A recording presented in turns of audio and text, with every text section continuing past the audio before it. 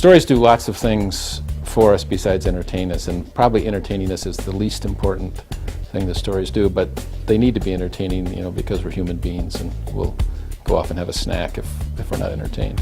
One thing stories do is they help us to imagine ourselves in situations that we are not immediately in, but might be sometime. And we can learn from what a character does something about how we are to live in our own story. And if you take the example, for instance, of Joseph and Potiphar's wife, and her trying to seduce him as he's a handsome young man, and he fleeing from her and doing the right thing. Now we live in a society that's constantly trying to seduce you in all kinds of ways, from buying the biggest plasma TV you can to pornography on the internet. Stories give us resources for thinking and for acting. So take the example of Joseph fleeing Potiphar's wife.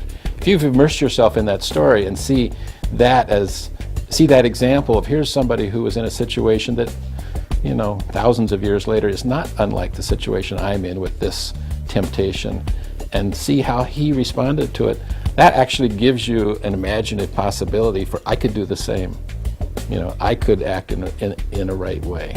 And that's true for all kinds of stories. I mean, it's true for the stories that grow out of the civil rights movement, Martin Luther King. You see how might you face situations where you're called to be just, and when it's risky for you. And stories about moral courage can give you moral courage if you're sort of shaped by them. But you need to be shaped by them almost before the temptation comes. And that's why it's so important to steep children in strong and powerful and rich stories, because you're shaping character. You're giving them possibilities, ways of thinking about the world. And so when those things arise in their life, it's not sort of, what am I going to do now as a blank slate? It's what am I going to do now as someone who has, for instance, committed to the story of faith. I've made this faith commitment. What does my story tell me a person like me should do in a situation like this?